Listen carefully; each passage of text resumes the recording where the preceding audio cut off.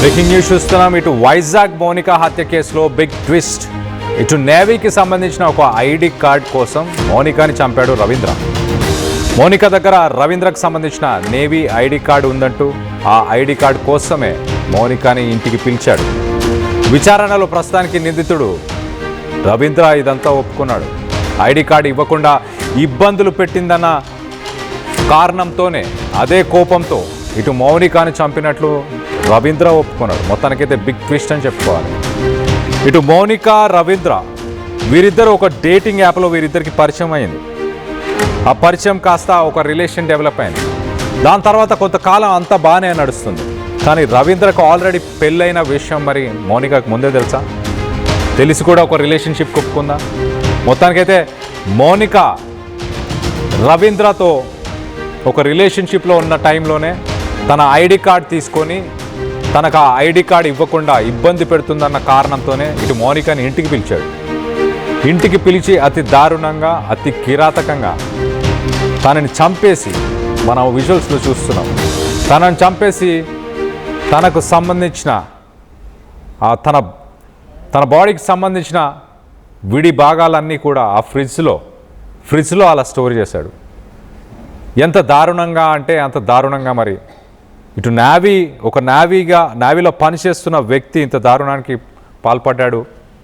2 తెలుగు రాష్ట్రాలు కూడా ఒక్కసారి ఉలిక్కిపడ్డాయి. ఇటు మరి రవీంద్ర మౌనిక విషయంలో, ఇటు మౌనికకి రవీంద్ర పెళ్లి గురించి ముందే తెలుసా? పెళ్లి గురించి ఏమైనా గొడవలు జరిగాయా? దీనికి సంబంధించి మరింత అప్డేట్ తీసుకుందాం.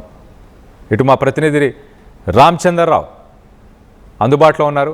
రామచంద్రతో మాట్లాడి మరిన్ని డీటెయిల్స్ తెలుసుకునే ప్రయత్నించారు. రామచంద్ర, చెప్పండి, ఇటు మౌనికకి ఇటు రవీంద్ర ముందే పెళ్లి చేసుకొని ఉన్నాడని తెలుసా? అందుకే తన ఐడి కార్డు ఇవ్వకుండా ఇబ్బంది పెట్టే ప్రయత్నం చేసిందా, లేకపోతే డబ్బుల కోసం ఇబ్బంది పెట్టే ప్రయత్నం చేసిందా? ఎందుకు రవీంద్ర ఇంత దారుణంగా ఇటు మౌనికని చంపాడు? మనోజ్, డబ్బుల కోసం చేసినట్టు నిందితుడు చెప్పే మాటలే, కానీ నిందితుడు చెప్పే మాటలను పూర్తిగా విశ్వసించే అవకాశాలు లేవు. సహజంగా నేరం చేసే వ్యక్తులు ఇలాంటి అంశాలు చెప్పడం, తప్పించుకునే ప్రయత్నం, అలాగే జాలి పొందే ప్రయత్నాలు చేస్తారు. అయితే తొలి దశ నుంచి కూడా ఒక యాప్ ద్వారా మౌనిక అతనికి రవీంద్రకి పరిచయం అయింది. పరిచయం అయిన తర్వాత కొంతకాలం తర్వాత వివాహం జరిగింది. అయితే వివాహం జరిగిన తర్వాత కూడా వీరి పరిచయం కొనసాగిందంటే ఆ వివాహం ఇష్టపడి లేక ఆ వివాహాన్ని అంగీకరించి ఆమె స్నేహం కొనసాగించింది మనం చెప్పుకోవచ్చు.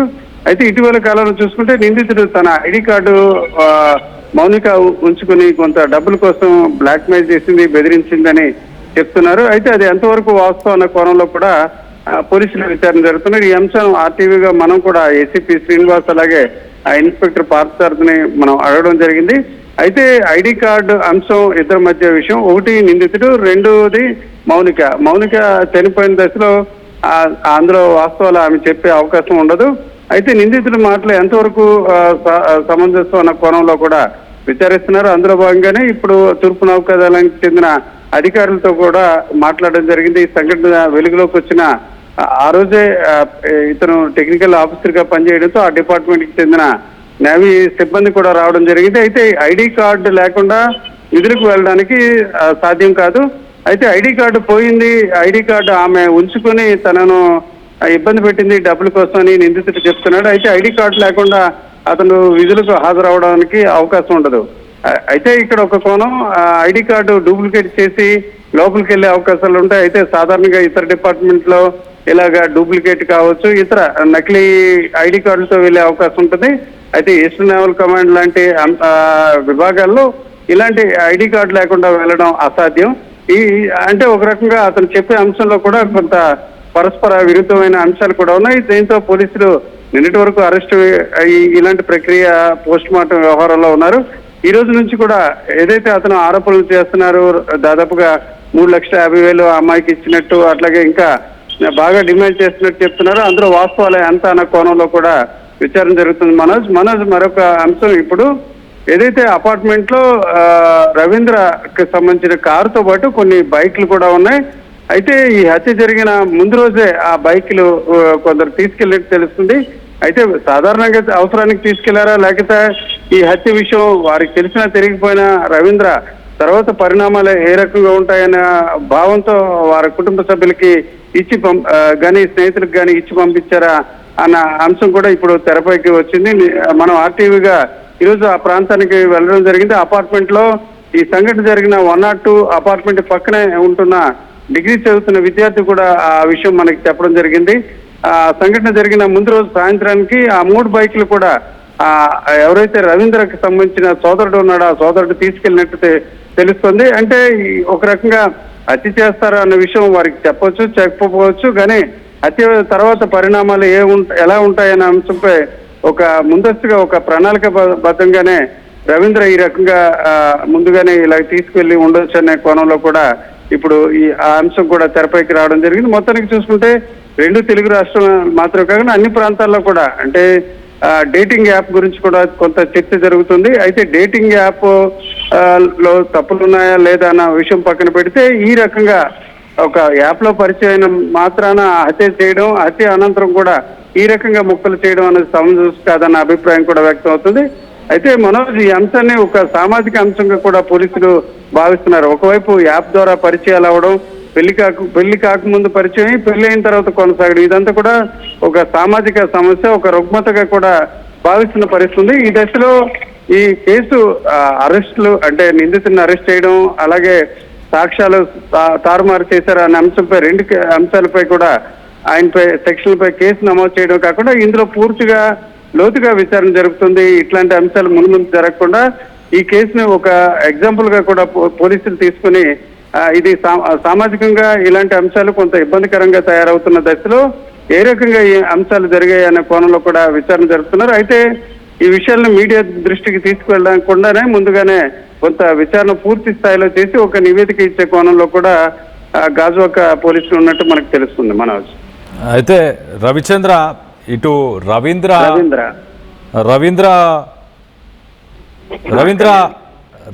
ఒక్కడే ఈ ఘటనకు పాల్పడ్డా? రవీంద్రతో పాటు ఇంకెవరైనా వ్యక్తులు ఉన్నట్టు తెలుస్తుందా? కళ్యాణ్, ఇప్పుడు ఆ అంశం ఈ రోజు నుంచి ఆ చర్చకు వస్తుంది. అయితే తొలి రోజు మాత్రం నిందితుడు తానొక్కడనే చేశానని చెప్తున్నాడు. అలాగే ఒక చాక్తో ఈ హత్య, ఈ శరీర భాగాలు విడదీసినట్టు చెప్తున్నారు. అయితే అందులో కొంత అనుమానాలు ఉన్నాయి. ఒక వ్యక్తి దాదాపుగా 60 కిలోల బరువు ఉండే ఒక అమ్మాయిని హత్య చేయడం, ముక్కలుగా కోయడం, వాటిని ఫ్రిడ్జ్ లో పెట్టడం, అట్లాగే మరికొంత భాగాలు తీసుకెళ్లి చాలా దాదాపుగా 18 కిలోమీటర్ల దూరంలో ఉన్న ఒక నిర్మానుష్య ప్రాంతంలో వేయడం, అక్కడ నిప్పు పెట్టడం, ఇవన్నీ కూడా సహజంగా ఒక మనిషితో సాధ్యం కాదు. కానీ కొన్ని సందర్భాల్లో సాధ్యం అవుతుంది. నిందితుడైతే స్పష్టంగా తానే చేసినట్టు అంగీకరించాడు. అయితే ఈ రోజు మాత్రం ఒక స్పెక్యులేషన్స్ వస్తున్నాయి. నిందితుడు ఈ వాహనాలు ఏదైతే 3 బైకులు ఉన్నాయో బైకులు బయటకు వెళ్ళడం, ఆ బైకుల విషయం వారికి చెప్పి తెగించాడా లేదా అన్న విషయంపై కూడా కొంత అనుమానాలు రావడంతో నిందితుడు ఒక్కడే ఈ వ్యవహారం చేయడానికి అవకాశం ఉండదు. ఆ కోణంలో కూడా కొంత అనుమానాలు వ్యక్తం అవుతున్నాయి. అయితే మనం కళ్యాణ్ చాలా సందర్భాల్లో గతంలో కొన్ని ప్రాంతాల్లో జరిగిన సంఘటనలు మనం చూసాం.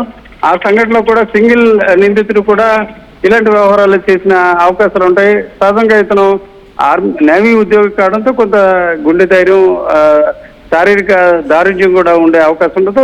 ఒక్కడు కూడా ఈ నేరం చేసే అవకాశం ఉంది. అయితే ఇప్పుడు ఎక్కువగా ఈ రోజు నుంచి ఆ ప్రాంతంలో కూడా ఇతను కాకుండా ఇంకొకరు చేసే అవకాశం, సహకరించే అవకాశం ఉంటుందన్న ఆరోపణలు రావడంతో ఆ కోణంలో కూడా విచారణ జరుపుతున్నారు. అయితే ఈ విషయంలో ఎవరైతే మౌనిక ఉందో వారి కుటుంబ సభ్యులు మొదటి రోజు అయితే ఎలాంటి అనుమానాలు వ్యక్తం చేయలేదు. ఇప్పుడు తాజాగా ఈ పరిస్థితి నేపథ్యాన కొంత అనుమానాలు వ్యక్తం అవుతున్నాయి. నిందితుడు ఒక్కడే ఇంత దారుణం చేయడానికి అవకాశాలు ఉండవు. ఖచ్చితంగా ఎంతో కొంత ఇతర సహకారం అంటే ప్రత్యక్షంగా కావచ్చు, పరోక్షంగా కొంత సహకారం ఉంటుందన్న ఆరోపణలు ఉన్నాయి. ఆ దిశలో కూడా పోలీసుల విచారణ కొనసాగుతుంది. Manoj, Kalyan. Right Ramachandra, thanks for the latest update. So మొత్తం మీద నావీకి సంబంధించిన ఒక ఐడి కార్డ్ ఇటు మౌనిక దగ్గర ఉండడంతో ఆ ఐడి కార్డ్ని తీసుకోవాలి, ఆ ఐడి కార్డ్ని అడ్డు పెట్టుకొని మరి తనని ఇబ్బంది పెట్టిందంటూ ఇటు ప్రాథమిక విచారణలో పోలీసులతో ఇటు రవీంద్ర చెప్పుకొచ్చాడు. సో మొత్తం మీద మరి మౌనికాకి కూడా డబ్బులు ఏమైనా ఇచ్చాడా? ఒక 3 లక్షల రూపాయలు తనకి ఇచ్చినట్టు, ఆ డబ్బుల కోసం తను ఇబ్బంది పెట్టినట్టు కూడా వాదనలు వస్తున్నాయి. మరి తను ఒక్కడే ఈ హత్యలో పాల్గొన్నాడా, ఇతర వ్యక్తులు ఎవరైనా ఉన్నారా అన్న కోణంలో పోలీస్ ఇన్వెస్టిగేషన్ అయితే ప్రస్తుతానికి పోలీస్ ఇన్వెస్టిగేషన్ జరుగుతుంది. దీనికి సంబంధించి మీరేమనుకుంటున్నారు? మీ అభిప్రాయాలను కింద కామెంట్ రూపంలో తెలియపరచండి.